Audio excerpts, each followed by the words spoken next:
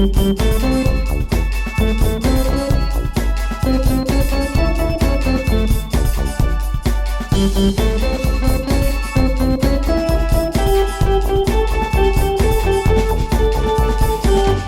seem as though.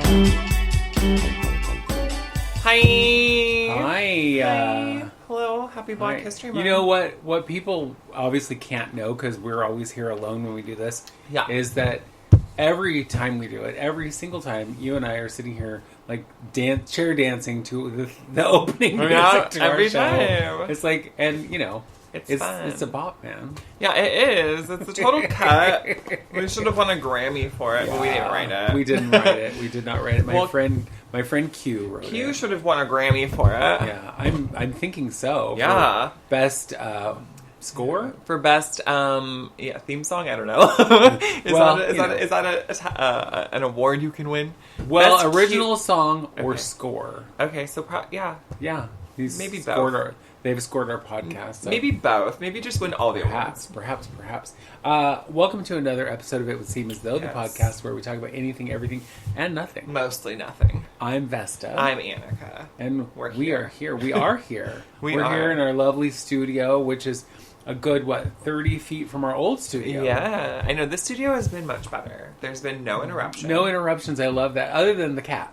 Yeah, but we don't stop for her usually. No, we do not stop for her, except when she puts her claws directly into my ass. Well, and then I have to at least catch my breath for that one. Don't look so juicy, and she won't reach out and touch your butt. I don't think there's a way to make my ass not look juicy. I have a big ass. I'm grumpy. And it's a target that obviously she's all... I can't miss if I go to hit that ass. So. Well, she's a big girl, so she is like, I need a target. Yeah. So she got it. Yeah. She chose it. You're welcome? I don't know. I know. She's horrible. So, the other thing, of course, you can't know because you're not here with us, right, is that Annika is now becoming all Susie Homemaker. Girl. And just showed me the blanket that she crocheted. Yes, I did. She learned to crochet about 10 minutes ago. Yep.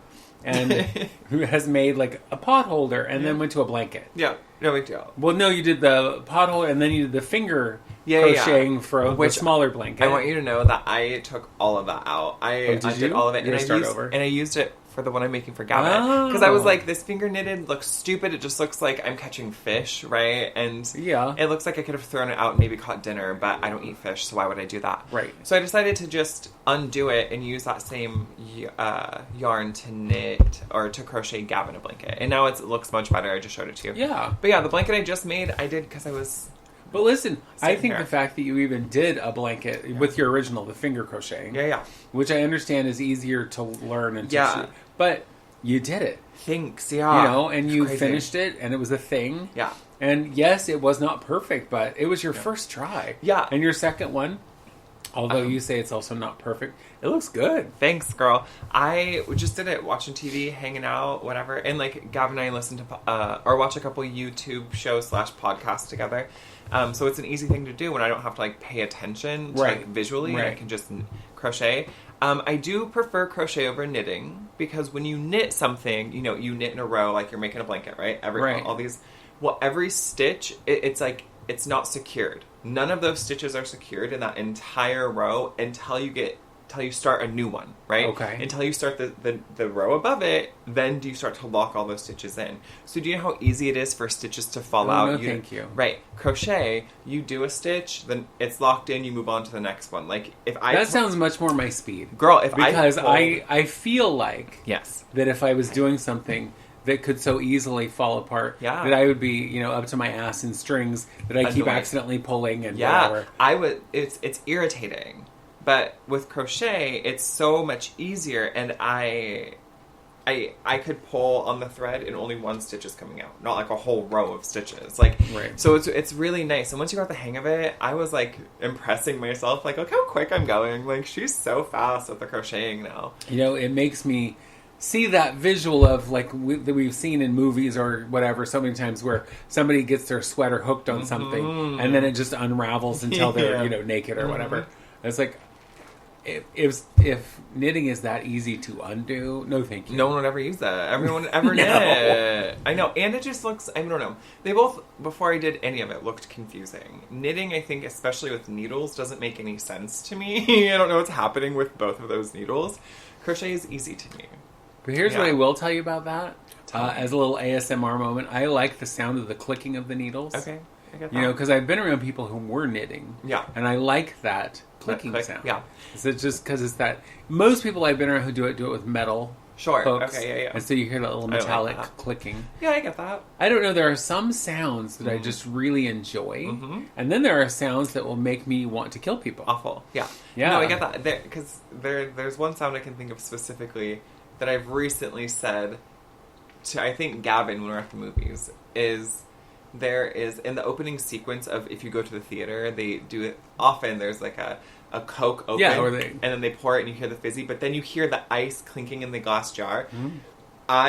That's one thing I used to like at bars, I like it at restaurants, is hearing people's ice clinking in their glass. Mm-hmm. And it's that specific. But with that opening thing, I like all of those sounds. Oh, the yummy. Fizzing of the soda, the pouring of the soda, and then, I like all of those sounds. Sure, because to me, it is that Pavlovian response of, well, now I'm thirsty and I want a Coke. Yeah. Or whatever. Well, in my case, a caffeine-free Diet Coke. Yeah, right. Because I can't have the caffeine because it'll kill me. Right. And I don't... It's funny, my kids were talking to me one day about drinking soda, and Grace, will ask me crazy questions like, what was soda like when you were a child? It was filled with cocaine. Right. It was whatever. But I was like, well, I've been drinking Diet Coke since it was invented. That's crazy. Literally. Because when I was a kid, the only diet soda was Tab. Interesting. Which was, gross. I've had OG Tab. Well, Tab. OG. And then RC, which was also gross. Okay, yeah. And then in my teen years, Diet Coke came out, and it was like, oh, this has got to be better. And it was. And so I drank that for years. And so I've been a Diet Coke drinker. And then when I started having heart issues, I had to go caffeine-free. Right. So now, really, it's just a can of chemicals that I enjoy. Yeah. Well, it's the nostalgia. I get it. It's like... It is, but it's also, for me, having something carbonated quenches my thirst much more than just plain water. Sure. So, and I mean, I also like to drink bubbly water. Well, do you know why that is, though? It's the same reason why people, when they have... If you're dehydrated, drinking a cup of water is good. But if you have a cup of water and you put salt in it or baking soda in it, just a little bit, it hydrates you quicker because it's like part of electrolytes. So the sodium that's in carbonation is helping that hydrate you. But it's not really hydrating you, it's just making it feel that way because Coke wouldn't hydrate you. No. But you know what I mean. It's that same little thing. The sodium but at least because my Coke is there's no caffeine, it isn't dehydrating me. Because caffeine will dehydrate you. Yeah. Which, whatever. Who cares? So how's your week been? Good. I'm trying to think. Fine. Nothing exciting. I'm figuring out still what I want to do. I've talked to schools. I've done some things. I'm figuring out what I want to do. But if I decide to go back to school, I don't want to pay for it. That's kind of my big deciding factor. Or I don't want to pay a lot for it, right? I want to pay very, very minimal, if any. So I'm only applying to schools and talking to schools where I can... they have in-school scholarships, which is quite a few, or I can apply for some, or I qualify, which I do because my merit is really high. I'm a first-generation scholar, and because I'm a non-traditional student in the sense that I'm older than. You know what I mean? I went and got my bachelor's degrees when I was almost 30. I know, you're an old lady. I was about 150. So yeah, other than that, I've just been kind of hanging out. Oh, my car battery's dead. Right? That whole ice storm, don't start your car for a week. I mean, or 2 weeks, or whatever. And I don't drive my car but once a week, if that. And so I didn't think about it. And so then the day... By the way, she is one of those people who names her car. Yeah. And her Nissan is named Liam Nissan. Yeah. It's fine. Which I think is clever. Yeah, well, my white Toyota was Miss Daisy, yeah, right? Because she was white and you drove her. Yes.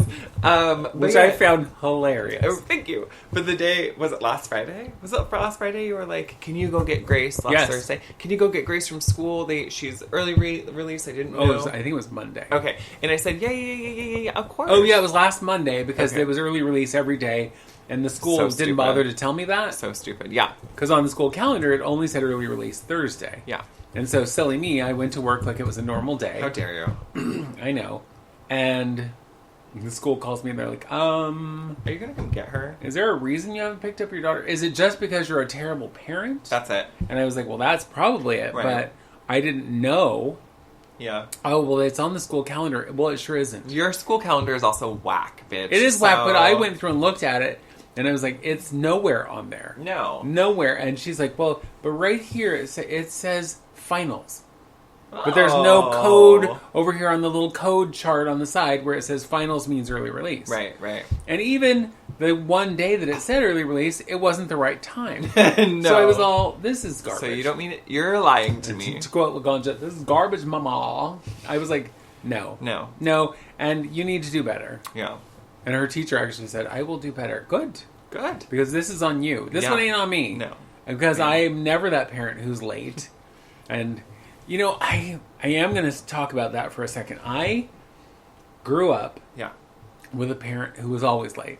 Yeah. Picking me up. Chronically late. And what was funny is if it was a doctor appointment or her going to work, never late. Sure. But picking me up, and maybe everybody, I don't know, probably. I don't imagine it was just me, but I can only speak from my own experience. Always late. Yeah. I mean, I'd be sitting there waiting. It's like, really? I get you have stuff to do, but shouldn't I at least be a priority? Yeah. So, because I never felt like a priority, I made sure that I'm never late picking up my children. Yeah. You know, because the one time, well, it's now 2 times, I was so freaked out because, you know, I got behind an accident and couldn't get to school on time, whatever. But I just don't ever want my children to feel the way and I realize that's my shit. That's my stuff that, you know, from my childhood, which everybody, you know, I think, but everybody goes from that place. Yeah. It's like, I know how this thing made me feel. So I don't want to make And I don't want to make anybody else feel that way. Yeah. So. Well, and that's the thing, too, is I have taken this away being a manager, but maybe I just learned it early in my life, is that people will forget what you said, people will forget what you did, but people will never forget how you made them feel. Right. And that is so important to me, because I can tell you most memories of my life are based on how I felt in a situation. Yeah. And it's like, I can create I can remember what happened based on how I was feeling. And so I do get that. I think a lot of my motivations in life are based on how I felt about things, you know? Well, and being that you grew up with garbage parents, you know, you have a lot of those. Well, and it also puts you, I mean, we've talked about this before, but it puts you in a state of, like, hypervigilance. Like, I walk into the house and, like, what mood are these adults in? Yes. If they're even home, you know what I mean? And that's, like, every day, every room, every moment. And so that's, like, a whole other situation. But I do totally get that, too, being, like, the parents not showing up late, you know, not caring.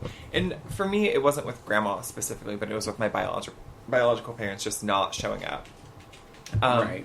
But anyway, you asked me if I could go get Grace, and I said, yeah, of course. And then I go to my car won't start, and no one else is home. And I'm like, oh, well, I would, but my car is dead. Yeah, and so we used your little jumper box that I'll take back over today. And it didn't work. We've tried a couple times. Is it charged? Yeah. We brought it over, used it, didn't work, so we charged it, like, overnight. And went out, oh my God, went to go try again, and it still didn't work. So Gavin bought jumper cable, so we'll just try and actually jump it from a live battery today. But my battery is a year plus old, like a year and a half. It's new enough, it shouldn't have problems. Girl, yeah. So, whatever. But how old is your car? A 2016. So not that old either. Not that old. It's just... Although in the land of now, I mean, because everything is made to be kind of disposable. Yeah, but I hate that shit. That's so fucking annoying. Agreed. Right? But Gavin was doing research. Like, I don't drive my car enough. And, you know, if you don't drive your car enough in general, often the battery will just die, you know? Mm-hmm. So not only do I not drive my car enough, but it froze, which will kill your battery quicker. Yeah. So all of these things together has just, like, killed my battery. But I don't know enough about automobiles to understand how rechargeable car batteries work. Doesn't make any sense to me. But we just need to be able to get it enough juice that it will start to do like the converting. Because as it's running, it's charging the battery. Yeah, and then we're going to go drive it. So, but Gavin will drive it because I don't drive. I know, it's so interesting because I remember as a young person, all of the things that you had to kind of watch out for with your car most don't really apply anymore. Because like I remember like just accidentally leaving one of the interior lights on overnight, dead battery. Yeah. I've done it multiple times with my car now, nothing. Oh, okay, wow. Doesn't even affect it. Interesting. And it's like either it draws less power or it's a lot more power in the battery. Yeah. I don't know. Yeah. But it's like, thank God. Because if I came out to a dead car when I'm trying to take kids to school, which is also why I always drive a new car. Sure. Because my whole thing was... Girl... My whole thing was I don't ever want to be stranded anywhere. Yeah. Because also growing up, always having some piece of shit car. Yup. That's like, well, it might get us somewhere, or you might get in and hear click, click, click, click, click, or whatever, or chitty, chitty, bang, bang. Who knows what you're going to hear? Because we would get into those cars, and some days they would drive, and some days they would not. Ma'am, I want you to know how many times in my life shit like that happened. Like... driving somewhere and the car broke down, or getting outside the car doesn't start, or how the hood doesn't latch, so driving down the road it fucking flew back and shattered that. You know what I mean? All of these things. And I remember one time my biological father was taking me to like the skate park, right? Okay. In Carlton, little one. I didn't skate, but I went because it was fun. Right. So it was a hangout. So I went, and he was dropping me off, but his car was such a piece of shit that if you stopped too long, it would die. Or if you turned it off, good luck turning it back on, right? So he got it started. He was in an okay enough mood to drive me to the fucking skate park. And I remember saying to him, you don't have to stop, just slow down. Because if his car stopped just enough, and I was... I'm going to tuck and roll. I was more into the idea of, like, him slowing down and me, like, okay, and walking. Like, it was jump rope. I had to jump into it, and start running. Than him stopping and his car dying and being associated with that. Because that happened in the middle of traffic. That shit happened everywhere in several different cars. These people didn't know how to take care of cars. And it was humiliating. Oh, yeah. I remember them being like, get out and help me push the car one time in the middle of traffic. And I said, no. What?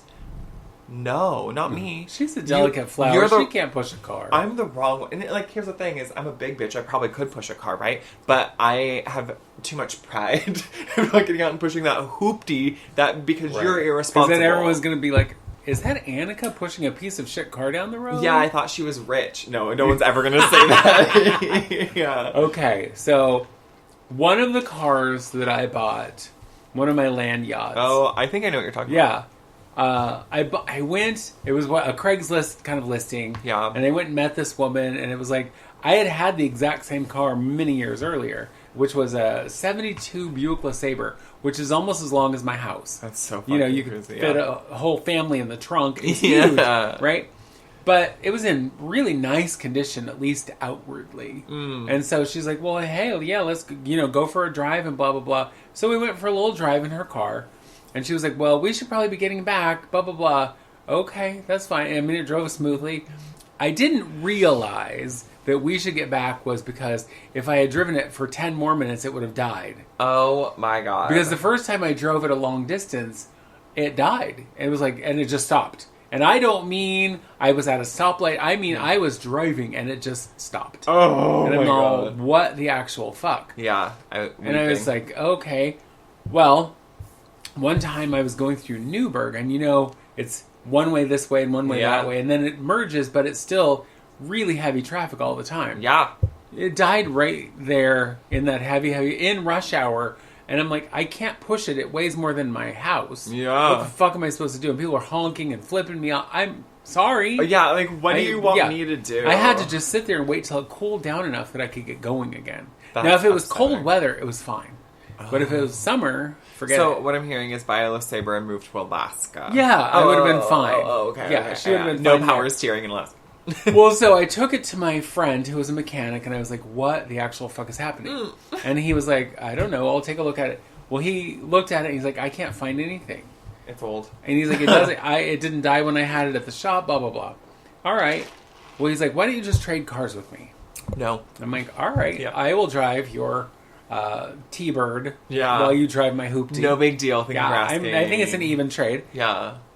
He, one night, was driving my car and decided, his wife was hungry, he decided to go through the Taco Bell drive-thru, and that's where it died. LOL. In the drive-thru. And again, you had to wait probably 20 minutes for it to cool down enough to start again. And I'm like, now you see the problem? Oh my god. So then he fixed it. But he figured out what was wrong. Yeah, he figured it out then, because then it was like, But then, I didn't know you ever actually got it fixed, like permanently. Oh, yeah. Okay, because I remember that beast of a fucking car, and I remember it breaking down sometimes. But that was, my big push to have, like, a real new car. Yeah. Was so that, and I didn't get one until Parker was born. Sure. Because then it was like, no, I can't. But at the time Parker was born, I was also driving a Land Yacht. I was driving an 80-something Lincoln Town Car, which I bought for $1,000. Interesting. And then I got hit by someone, and I got a check for insurance for $1,000. And then I sold it for $1,000. So not only did I get a free car, but I made $1,000. That's wonderful. Profit. Love it. Yeah. But I loved that car because it was literally like driving your couch down the road. Yeah. I'm like, this is nice. Yeah, this is comfort. It was old, nice, but it worked. Yeah, exactly. So whatever. I never see, because I was so traumatized and grew up so poor and so just like, I don't know, in my mind it seems so desolate.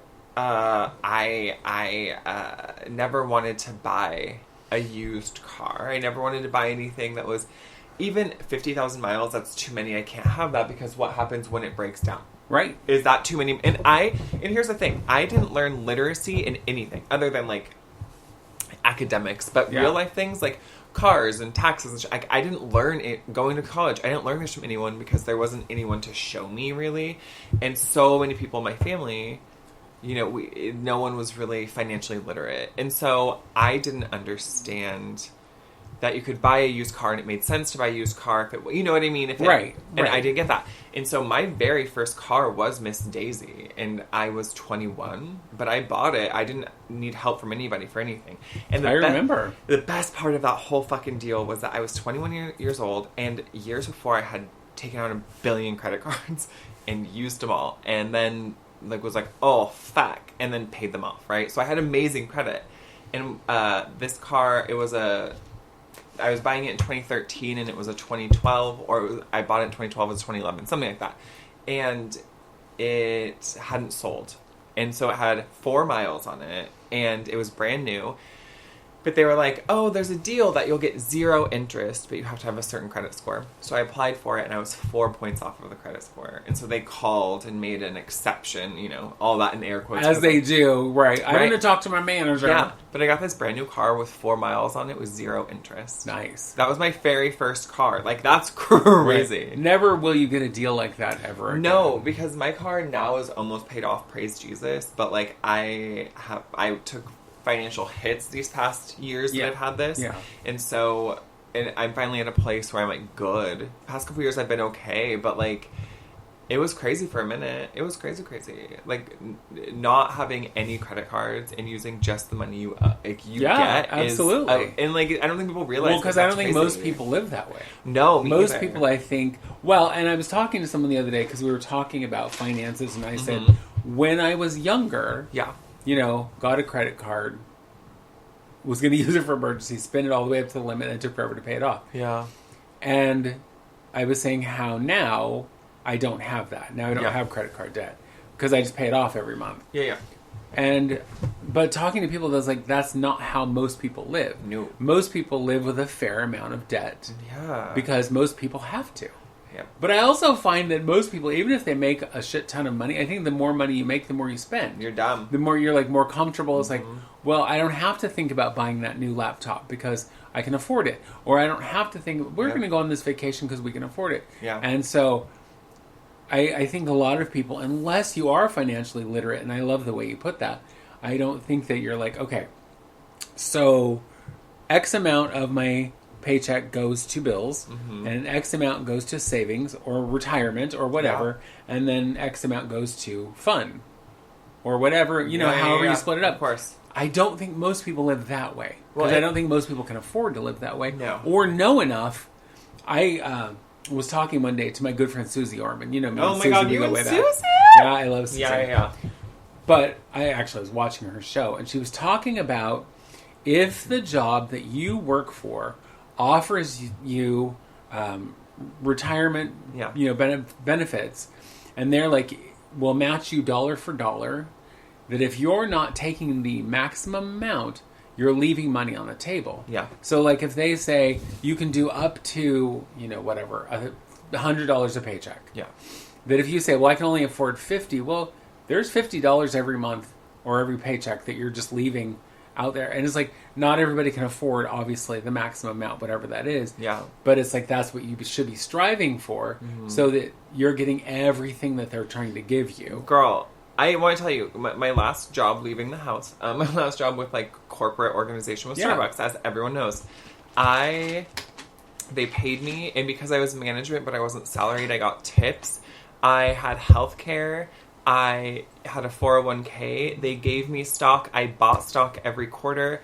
They paid for my education. Like, everything. I used their mental health insurance that was 100% paid for. Like, well, because why wouldn't you? Right. I milked the fuck out of it because I got so much in it. And, like, just recently, I sold my stock, right? Starbucks was losing. Stocks were going down because of the protests and, like, the boycott, that I sold all my stock. And, I had, like, 14 shares. Not a big deal. But I still made a decent chunk of money by selling it, right?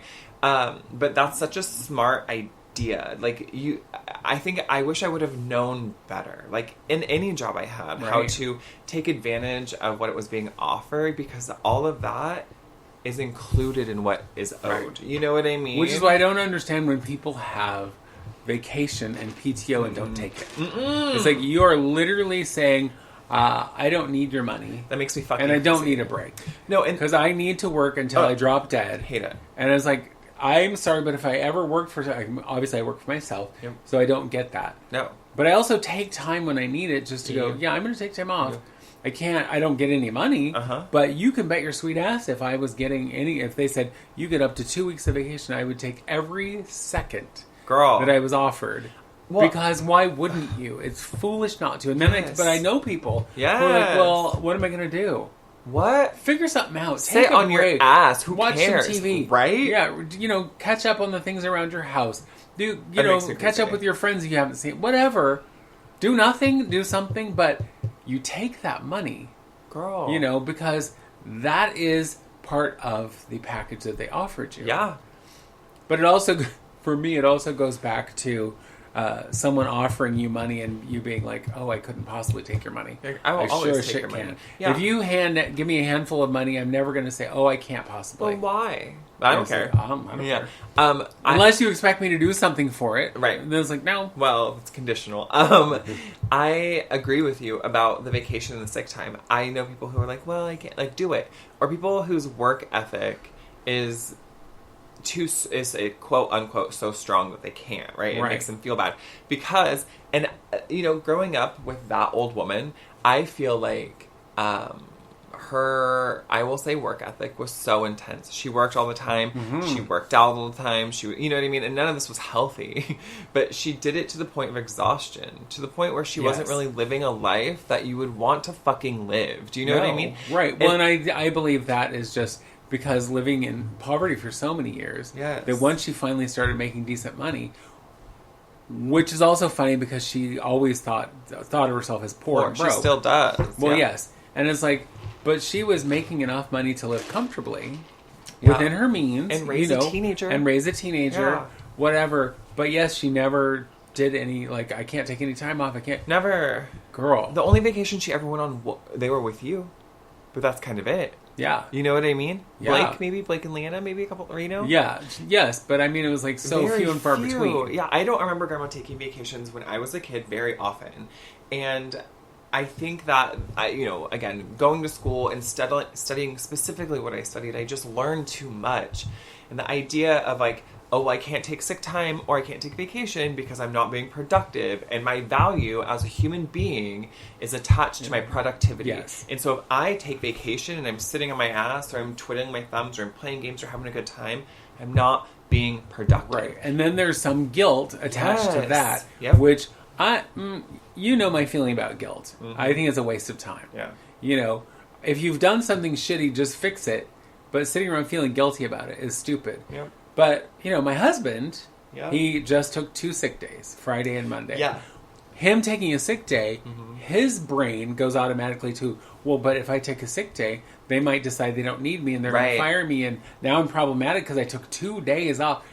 You get 2 weeks of sick time and have never used anywhere near, you know, the most I think he's ever used is like maybe 3 days. Yeah. And it was like, girl, but it will occasionally, like if there's some family emergency. When I had surgery, he took some PTO for that, just so he could take care of me. Yeah. But it still wasn't very much. Yeah, you know. But it's like his brain goes to that. Well, what if they decide they don't need me anymore? It is very much self-preservation. Yeah. And it's like totally. There's a reason they offer you this. Yeah, and you're not a flake. If you were one of those people who called in every week, you know, or whatever, absolutely, you should be worried about that. But if you are the person who has shown themselves to be, you know, to be responsible. Yeah. And I'm not even going to go with the work ethic thing because I think most times people confuse that with other things. Like if you don't show up at work every day, you're lazy. Or if you don't work the way I think you should, then you're one of those millennials who just doesn't want to work or whatever it is. And it's not even that. But I think if you have a job, you should be responsible and show up for said job. Yeah. And then do said job. Yeah. Because what pisses me off is if you're supposed to be doing a job and you're not, then don't. Yeah. If you don't want to do that job, then leave that job. Yes. And I want you to know that, again, being somebody who was a part of a management team, like, it did irritate the shit out of me. Like, you wanted this job, you complained about not getting paid enough, you complained about not having hours, and then you don't show up at all for a shift or on time. Like, that doesn't make fucking sense to me. But I'm never the person. I am never that manager. Like, if you call me and you're calling out sick, I would never press it. I'm not going to be like, well, you know, lots of people will be like, try and cover your shift, which is illegal. Well, what's wrong? I'm not going to question you. You tell me you're not coming to work, I'm going to be like, thanks for the heads up. All right, I will try and fill your spot. Exactly, but I will also never say, well, nobody wants to work anymore. I just don't understand why people don't want to work anymore. Like that, it's not that. Have you seen the state of the world? Have you seen the state of the United States? Like, people, there's nowhere, not a single place in the United States of America that you could live on a 40-hour-a-week minimum wage job with a two-bedroom apartment. There's nowhere in the United States. I want to say that there might be in like little remote areas, but those people, there aren't enough jobs. But there's not enough jobs. But there used to be, even like just in the Appalachian area. You know, like, because I've seen some documentaries about how folks live there. Sure, if you want to live off the grid. You have whole communities that live in poverty. Girl. And it's like, so there's clearly not enough jobs for those people. Since shutting down coal mines and stuff, there's those people lost those horrible, deadly jobs, but that paid for their lives. But you're right.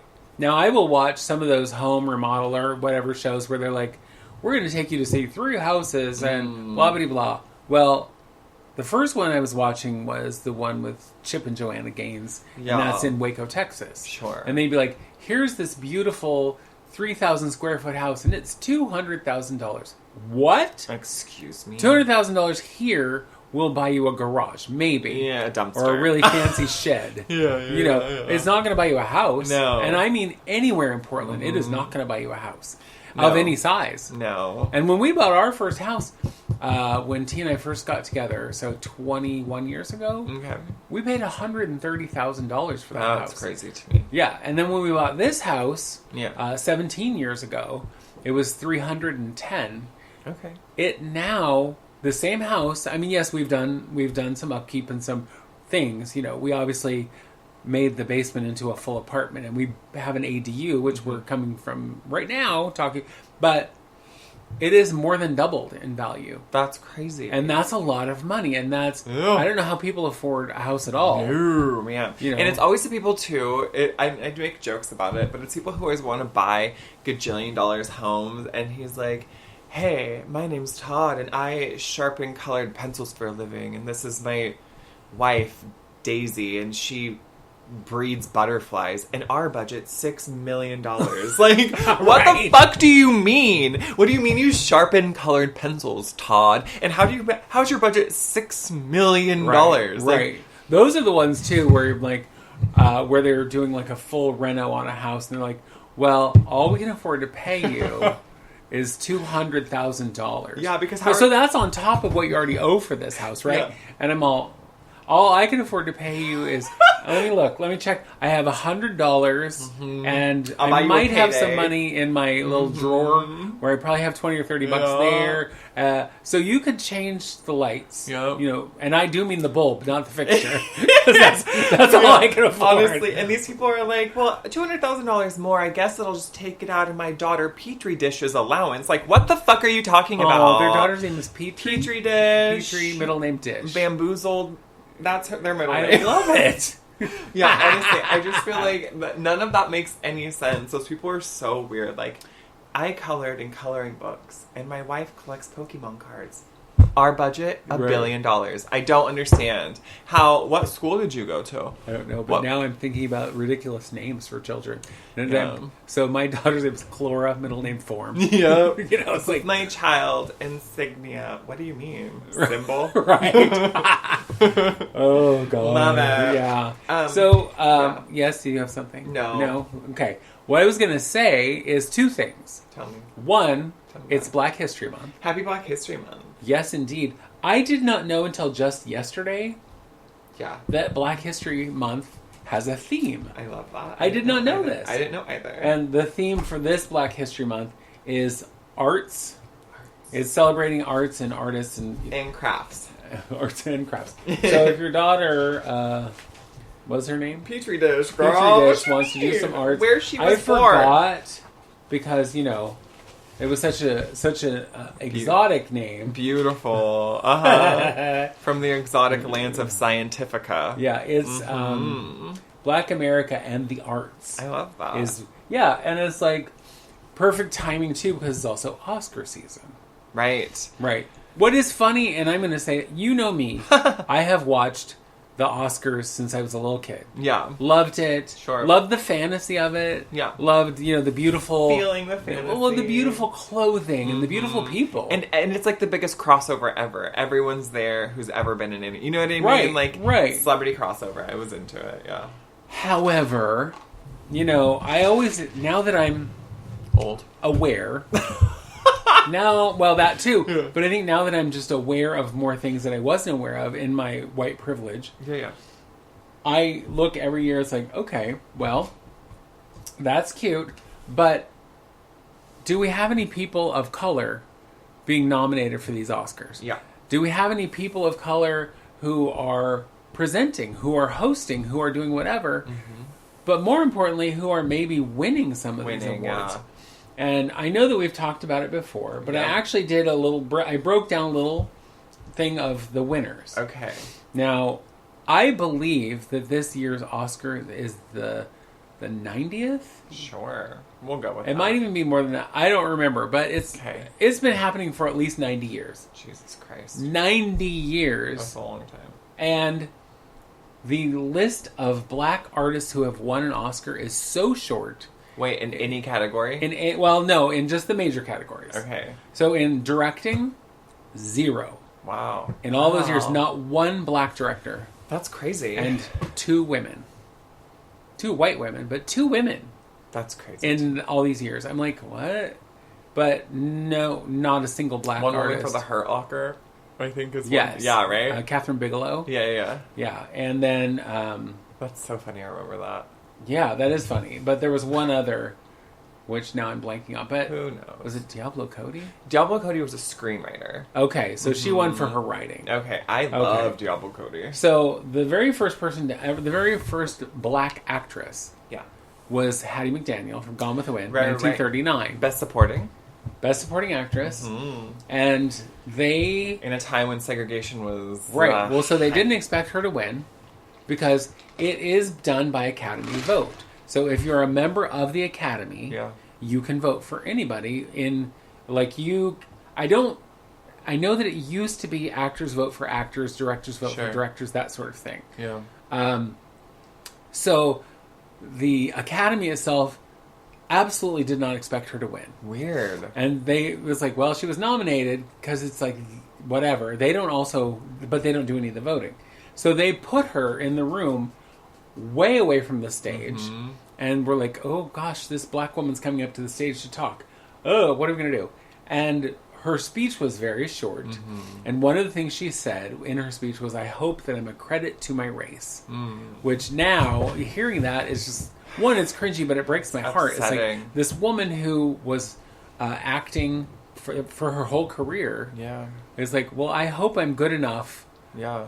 But I think part of that also was she always played the same kind of role. She played the help. She played mammy. A mammy. Right, and that's the role she won for. Was Mammy in Gone with the Wind. The next actress, so 1939. Just a guess, how many years do you think it was until another woman won for Best Supporting Actress? Well... Oh, it's Best Supporting. I don't know. Because I know Halle Berry won. Halle Berry won for Best Actress. By the way, the list of Best Actresses who are women of color is one. Halle Berry? It's Halle Berry. Holy shit. That is it. Yeah, wow. And that was in 2001. That's crazy. Okay, so who was next? 50 years. Well, close. Okay. You're close. It was 60. It was 51. Wow. So you said 50, you're real close.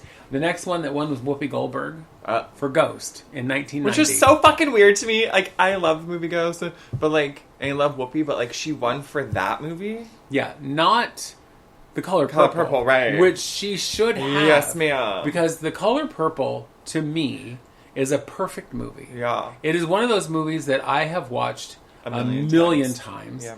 And I really can't find fault with it. Because so many movies, even if I love them, I'm like, well, this storyline here is... Sure. Or this cinematography, or this whatever. Yeah. Something is like, even I love this movie, but... Yeah, sure. This movie is... First of all, it's such an amazing story. Yeah. And though it does vary from the book, it sticks really to the heart of the story and all of the lessons kind of learned there. And Whoopi Goldberg, it was her debut movie. Wow, I didn't know that. That was her first movie. It was Oprah Winfrey's first movie. And they acted the shit out of that movie. You know, and they should have both won. Did anyone win? Not a single person. What? It was up for like 13 Oscars, and they won... I think they won one for like sound mixing or something stupid. Where you're like, what? Really? They just needed to give it an Oscar. I mean, because Whoopi was up for Best Actress. Yeah. Margaret Avery, who played Shug Avery, was up for supporting, as was Whoopi. Wow. I mean, as was Oprah. Wow. You know, and then for the actors, they were all nominated, but nobody won. It was all white people. I also love, though, that it's actually a credential just to even be nominated for an Oscar. Yes, absolutely. Like, because for the rest of your career, you can say Oscar nominee. Yeah. Whoever. Yes. Well, I didn't realize that was such a big deal. And like all the award show, Grammy nominee, you know, whatever, Tony nominee, like that I didn't realize that just even being nominated was a big deal. Right. That's crazy. So from Whoopi, we go 16 years. Love. For the next one, which is Jennifer Hudson for Dreamgirls. Oh, praise God. Yeah. Hallelujah. Killed it. Yes, Killed it. And then we go 3 more years, which not as bad. And Monique wins for Precious. Oh. That movie, by the way, destroyed me. But Monique, I want you to know I hated her guts in that movie, and I love Monique. And that's like the beauty and the talent of an actor, right? Like, you make me like Christine Baranski in Big Bang Theory, bitch. Hate her. Fucking love Christine Baranski. Hate her character, but I love Monique. Monique has been real, like 10 toes down, real, standing on business her whole career. You know what I mean? She's been calling people out, calling men out, being very outspoken her whole career, and has been really blacklisted from a lot of shit because of it. She's been also blacklisted because of this. So when she won her Oscar, all of these people in her life and in the industry said, well, now you're going to be able to easily get this much more money per movie. Yeah. You'll easily start at $1 million a movie, probably more. Yeah. and whatever, which never happened. So then when she did the movie, it was the Lee Daniels, was it The Butler? Okay. Whatever the next movie was that she was in, it was Oprah and Lee Daniels were producers. Okay. And they were like, oh, you're going to be getting awards for this and blah, blah, blah. And she was like, cool beans. Yeah. Well, they wanted her to go on all the press junkets. You don't get paid to go on a press junket. You go and you do it to get more money for the thing. If you have a back-end deal for a movie where you get money from the royalties and stuff, then cool. Then you get more money. But she did not. And so she said, no, thank you. I have to actually make money. Yeah. I have to do my act. I have to do my shows, whatever. I need to make money, so I can't really afford to go on these press junkets.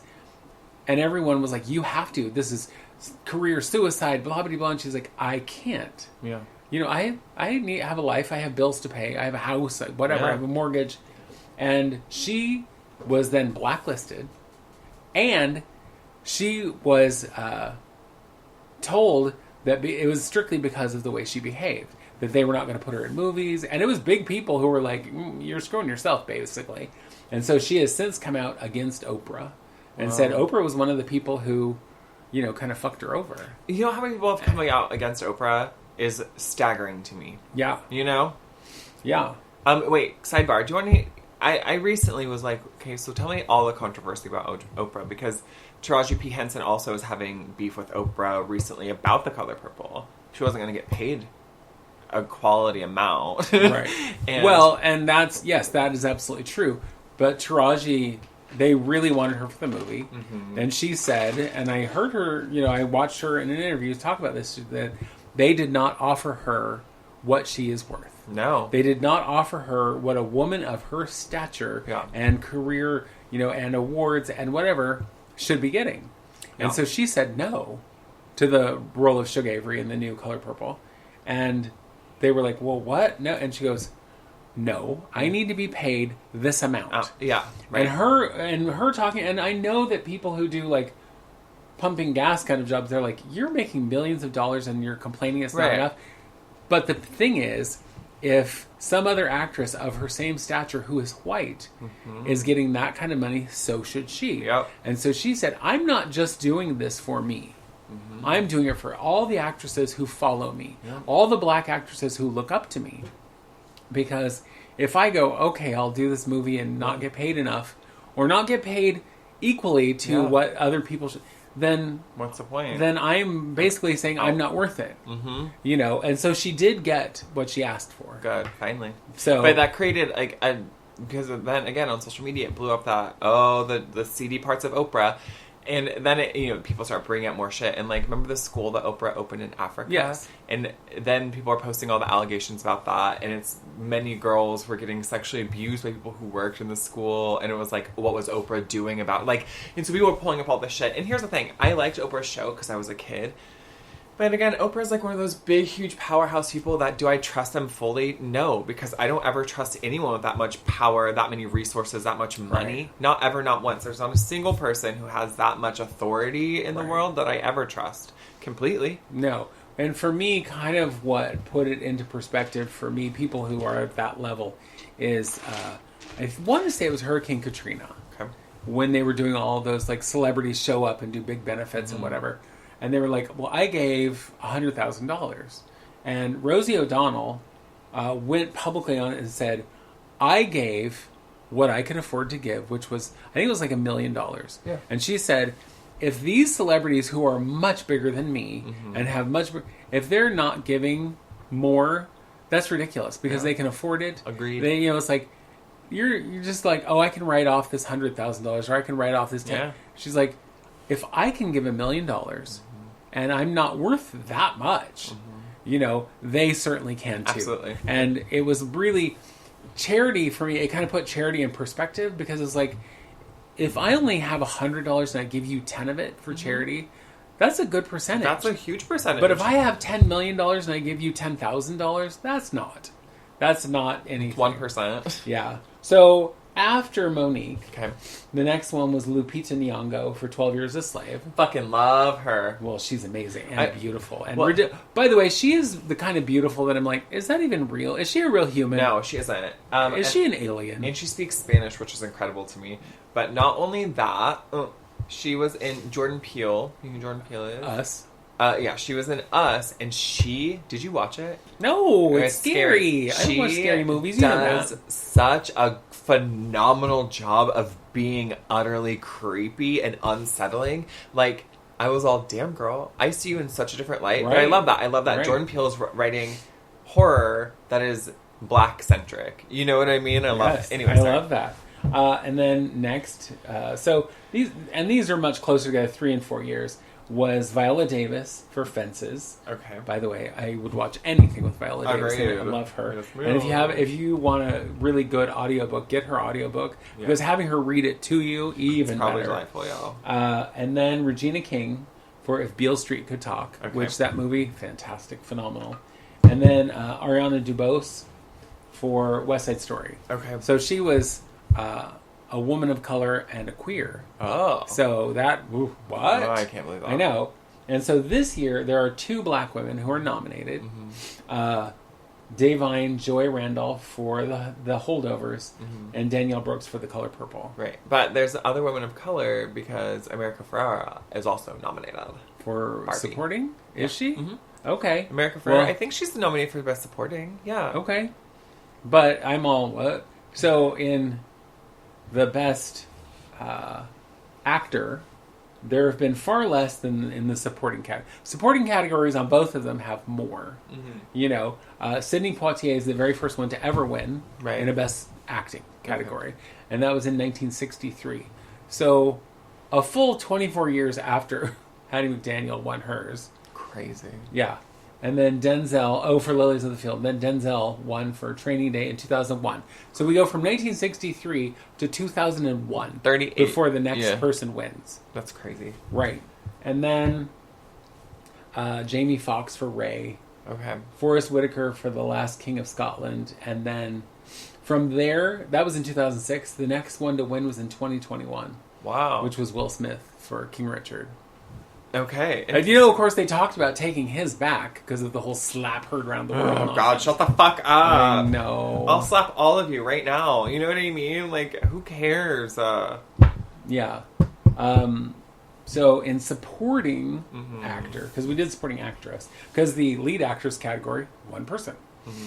Supporting Louis Gossett Jr. in 1982 for Officer and a Gentleman. And then Denzel in 89 for Glory. Wow, Denzel's won 2 Academy Awards. Yes. I didn't realize. Cuba Gooding Jr., 1996. So we are having some much bigger jumps here. Yeah. So from 96, the next person to win was in 2004, which was Morgan Freeman. For what? For $1 Million Baby. Such a good movie. What did Cuba win for? Cuba won for Jerry Maguire. Okay. Mahershala Ali won in 2016 for Moonlight and 2018 for Green Book. So he is officially the only man of color to win in the same category twice. Wow. In what category? Supporting. Wow. Daniel Kaluuya for Judas and the Black Messiah. And then this year nominated is one nomination of a black man, which is Sterling K. Brown in American Fiction. Okay. So... But none in lead actor, none in lead actress. Crazy. You know, none in director, none in any of those other categories. Yeah. So to me, that just feels crazy. Agreed. Because, they've been going on for so many years, and it's not like black people are new. That handful of people is all that you could come up with in all these years. Yeah, again, it's not like black people are new to the industry. Right. Well, that's like the weird... Let me ask my phone. How many years have the Oscars been going on? This is... No, I don't care about that. Since 1929. Wow. So this year is the 96th. Jesus, yeah. So in 96 years, one black woman has won Best Actress. Yeah, in 96 years. So clearly no other black actress is any good. No. And like, that's 96 years, come on. That's the craziest shit to me when people then want to say things like, well, racism, what do you mean? Racism's over. Yeah, especially in Hollywood, because there's so many people of, yeah, I'm sorry, but if in 96 years, the only actress to ever win was Halle Berry, and by the way, one of the most disturbing movies. What was that? Monster? Yeah, that movie was fucked up. Yeah. And wasn't it last year, though, that Michelle Yeoh won for Everything Everywhere All at Once? Yeah. So, and Jamie Lee an Curtis. Asian woman in the lead. Also, very rare. Doesn't happen. I know. It's pretty incredible. I want you to know that I think that celebrity culture is kind of dwindling to a degree. I don't think younger generations care as much, specifically about, they don't care about the accolades of award shows. They don't care about that shit. They don't care about the fanfare, the pomp and circumstance of it, because I think more and more, I've talked about this a lot, but like younger generations are just waking up to like realities of the world. So I think a lot of them, instead of putting effort and energy into learning pop culture or about what we consider to be fine art, right? Like good cinema or best actor and actress. Right. Like, instead of that, they care about like changing things and fighting and, Well, in World War II, the cinema was the big getaway. Yeah. You're getting away from all this daily, because a lot of people were on bread lines. A lot of people were, because it was the crash, the financial crash and the war and all of that stuff. So people went to the movies to get away, to escape. And I think there's so much less of that now. Well, one, also, we have like 4 billion channels where a lot of less people are even going to the theater. Yeah. But also, like you said, people are not as wrapped up, and myself included, because like I said, I watch the Oscars every year for many years. Yeah. It's hard for me to care about this self-congratulatory, like, oh my God, we're all rich people. Yeah, we did it. And, hey, rich white woman, you really did it. And we're going to give you an award for doing it. Yeah. For doing your job. And really, if you think about it, because I never thought about it in that way until not that long ago, it's like, you are getting a trophy for doing your job. Yeah. I mean, you did a really great job. You're already your getting job. paid millions of dollars, and you're getting a participation trophy, but you're the best one who participated. All right. Another fact that I learned. Tell me. Of all the people in the world who are working actors and actresses, do you know what percentage of them are actually famous and making that kind of money? 1. That's disgusting. 1%. See, when we talk about the 1%, everyone, that's who we're talking about. Right. Oh, I'm sorry, but if you're getting $20 million to make a movie, Girl. Why? I don't even understand when people are getting $1 million $1 million per episode. Right. Like, what? My thought would be this, and it's just because, again, how I am, how I grew up, whatever. Yeah. If somebody said, I want to pay you $20 million to star in this movie, I would immediately go, all right, but what is the rest of the cast getting? Agreed. I mean, are they all getting $20 million? Or am I getting $20 million and everybody's getting 1? Or less? Or scale? Yeah. Because scale is almost nothing. I mean, it's more than we make. Sure. But it's still nothing compared to what, the big stars make. Yeah. And I would be like, how about you take some of my money and give everybody more money? Girl, agreed. 100%. Because, I mean, I would do the movie for $1 million. Sure. Because that's still a ridiculous paycheck. And take the other 19 and spread it out amongst the cast. So that they're all going, wow, I'm getting a real paycheck. Well, and I think some tiering would be fine. If you're like the main cast, you get paid more. And then, if you're more periphery, you get paid a little bit less. But I think all of the main cast should get paid the same. Yeah. I think all the peripheral people, and then I think all the extras, I think they all should get paid the fucking same. Yeah, I think if you're in every scene of the movie, yes, obviously you should get more. Yes. If you're the guy standing in the cafe who has no lines, but you just see his face, he should get paid, but not as much. He's not even doing a job. He's just hanging out. Yeah. So, and I don't mean he shouldn't get paid. I just mean he shouldn't be getting millions of dollars. Yeah. But and what makes you as a human now worth? And I get that it is directly what you're pulling in the box office. Yeah. And if you aren't a draw, then clearly they're not going to pay you that much money. So, like, whoever's the big draw now, because I'm thinking, a few years back, the big ones were like Brad Pitt and George Clooney and those people who were like pulling in the huge money. I don't know who's, and they're not. I think the big draws they used to be. I don't know what are any. I think probably Chris Pratt was probably one of them for a while. Right. I think now it's like Timothée Chalamet. Yep, Tim Chal. He's so cute. And Margot Robbie pulls literally everyone in their mother. Listen, Margot Robbie. Listen, this movie, Barbie. Was the biggest movie of the year. That's crazy. It made more money than any other movie. Good. And still, the people are going, well, should we make more women-centered movies? Like it's no, a of course question. not. Yeah. Because they don't make any money. And it's like, it was the biggest movie of the year. It was a brilliant movie. And it is a brilliant movie. I want you to know that. I also love that the cast of it was different colors, different sizes, different ages. Different genders? Different genders. Yeah, yes, I love that. Trans Barbies, I loved it. I want to say... What? There are trans people Let me tell you. Oh, gross. That Greta Gerwig was not nominated, and neither was Margot Robbie. And people are upset about it. And I get it. I think that they both did a brilliant job, and yeah. But then I see a lot of people talking shit and being like, oh, everyone's upset, but like, America Ferrera was still nominated, and so was Ryan Gosling. And like, sure, but Ryan Gosling being nominated was weird to me. Yeah. If he has to be nominated, then Margot Robbie and Greta Gerwig should also be nominated. Well, also the theory for most movies is if the movie is nominated for Best Picture, then automatically the director should be nominated, because how did that movie get made? Right, just witchcraft. It didn't make itself. Just by itself, Jesus. And Greta Gerwig did an amazing job. I know. So and people are like, oh, this is just white feminism, just everyone's mad the white women didn't get. I'm like, but the movie is made because of them. Do you know what I mean? Like, the movie is because of them. I'm super glad that Ryan Gosling, and I'm more excited that America Ferrera is nominated. But that doesn't take away, because they're both being nominated for supporting. Right. Yes. But that doesn't take away from the fact that Greta Gerwig should be nominated for Best Director. Right. And she has been for most the only other award that she wasn't nominated for, I think, was the BAFTAs, which are basically the British Oscars. Yeah, who cares? But all the other ones, like People's Choice, the Golden Globes, all those other ones, she has been. But and like Margot Robbie should have been nominated as well. Absolutely. You know what I mean? I just think that the choices that are made are fucking weird. It doesn't make any sense to me. No. Half the time it's wonky. But I would always say nominate more women, nominate people of color. Those are the people who should win. I'm sick of white men winning. Right. I'm sick of it. Well, I'm sick of the best director, best all those things down the line, producer, all being a big group of white men. Yeah. It's like you want to make relatable content, then don't have white men be involved with it. Or at least not have them be all that's involved. Yeah, white men can be involved, but they don't need to be the director. They don't need to be the producer, the writer, the fucking PA. Like, they don't need to be literally everybody. Right. Because guess who I don't relate to? White men. Right. White men. Anyway.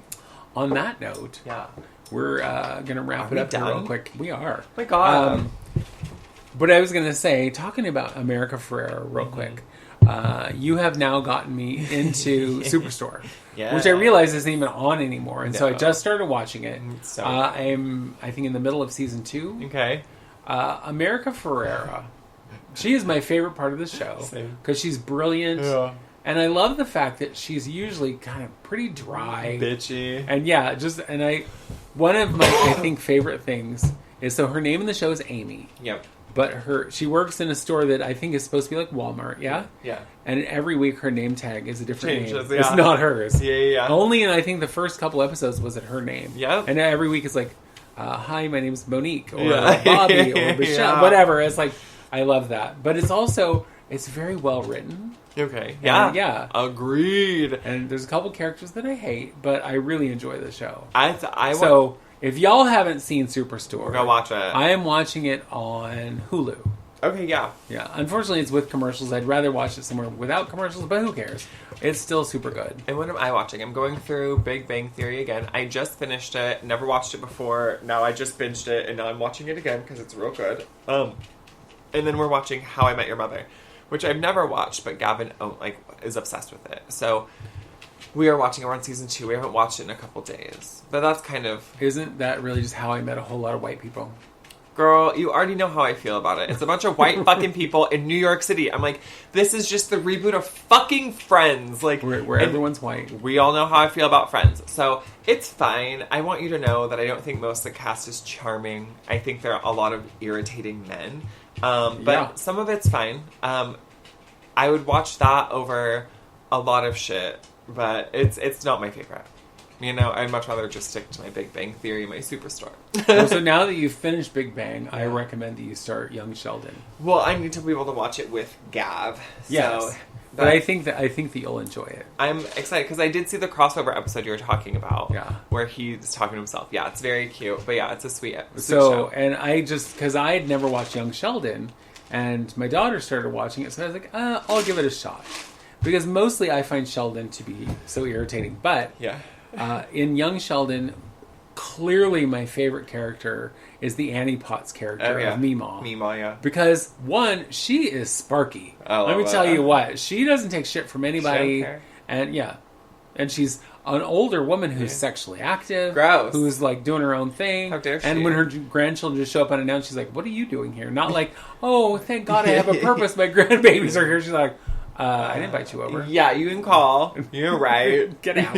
Yeah, right. Anywho. Anyway. So listen. What's that? We will clearly be back next week because we're here every week. Yeah, in our fancy studio. That has no children. I'm glad they allow pets into your studio. Yeah. Because now we have, that therapy. Look. We have pet. I love that your dog is looking at me like, what the hell are you talking about? Why is my grandma with her big eyes? I know, puppy. Well, she went to the vet 2 days ago. She got 2 shots in her butt. I know, puppy girl. But yeah, I mean, there's no children here. There's no old lady here. My dogs. I have 1 dog and 1 cat. They don't bark as much. I'm glad that your cat doesn't bark. I wish that would be problematic. I would be making the money putting her on the street and bark. But we'll be back next week. We sure will. We do this every week, and now that we're into season 3, this is our 3rd season to talk about Black History Month. Yes, it is. And so since the theme is arts. Yeah, and, there'll be more of that next more week. arts, girl. Yeah, and then, of course, whatever's going on in our little lives. Yeah. And whatever. Yeah. So, if you want to write to us, please do. Yes. It would seem as though at gmail.com. Mm-hmm. And I think that's everything. Isn't it? Yeah. It's real exciting. Now we're going to get the hell out of here. Yeah, it's been fun, but I'm over it. Right. Bye. It would seem as though